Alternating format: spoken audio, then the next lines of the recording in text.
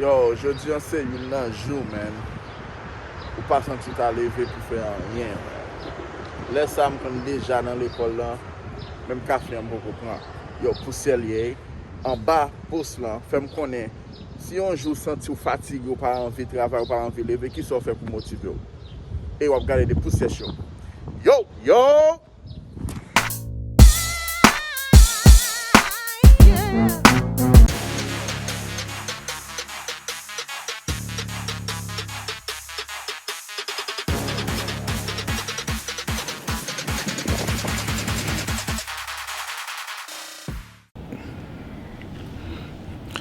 Yo, nou konen mte fè preske 4 mwa mbat jam itilize social media, mbat sou li, mte delete tout app yo lan telefon mwen, e pi mbat jam cheke rien. But pendant 4 mwa sa yo, mbat kan sa ka pase lan monde la, paske tout news mwen, tout bagay mwen se lan social media mte fè, lan Facebook ou bien Instagram, Twitter, n'importe sa liye. So, semaine passée, je me tournais.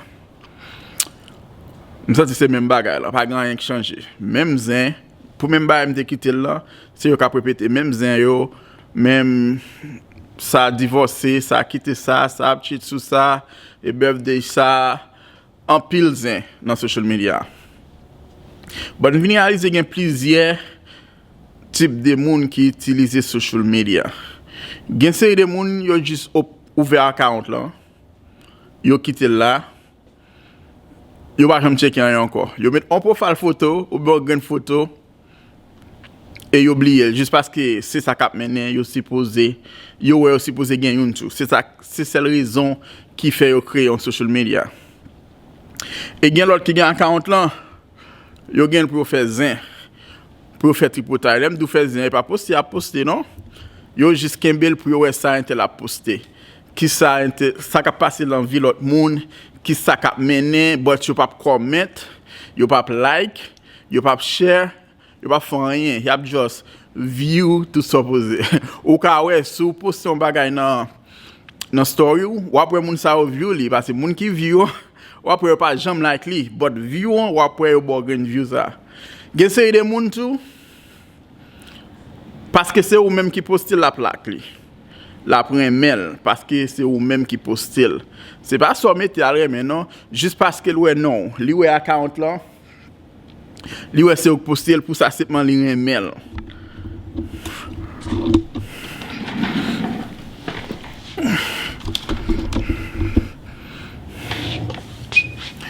Li ouais account là pour ça simplement un mail. Pas grand yon encore qui fait le remel, li fait remel.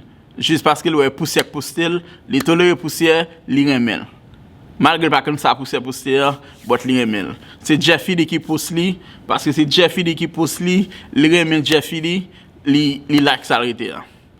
Et gen c'est des moun tout, li pas qui moun ou, quitte li konon, quitte li pas konon, la share li, la like li, la fait tout ça vle avec parce que c'est ça li et pour ça dans social media lui même.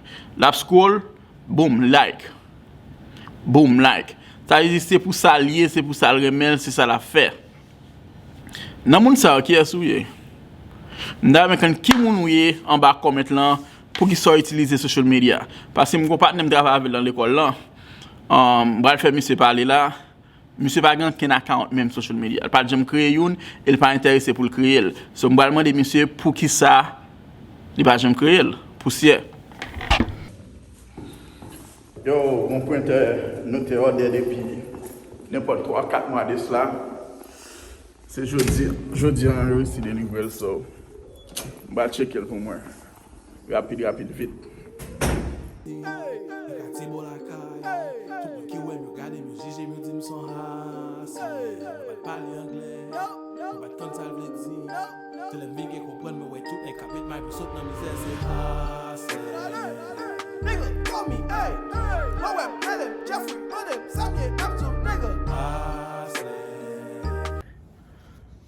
Yo, you guys remember I was talking to you about social media. I got 2 of my homeboys. This is Mr. Valles and this is Aaron. He's the one that interviewed me in his podcast, right? So he ain't got no social media. So I want to know if it's a choice or why you don't have any social media. Well, for me, it's a choice because, you know, when you have all these social medias, people know what you're doing. Like, I'm not into Instagram. I'm not into Facebook. The only thing that I have for social media is LinkedIn, and I use WhatsApp. That's it. That's all I need. I don't need anything else. But the thing is, he's the one that handled all the video for the school. And I'm surprised, I'm shocked. And he's an art media too, so he know about graphic. And I'm still shocked he ain't got no social media to display the art, to display his work. Like I don't get it though. Hey, Aaron, that dude got a podcast now. He's trying to get his own vlog on YouTube and he's struggling right now, man. That shit is funny. Aaron, are you ready to start, man? We're gonna see. I mean, it's something new, so you know, it's a process, but you know, the journey gotta start somewhere and somehow.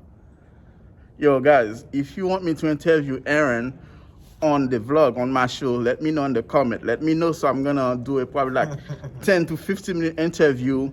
So when he drop his first podcast, so I can show it to you guys. So thank you guys for being part of mine. No problem. Yo, let's switch back. Poussière. Yo, pas oublier pour nous like, faire même petit bail, comment, share, partager vidéo. On va le mettre dehors. Et puis, on a croisé dans l'autre vidéo. Poussière liée.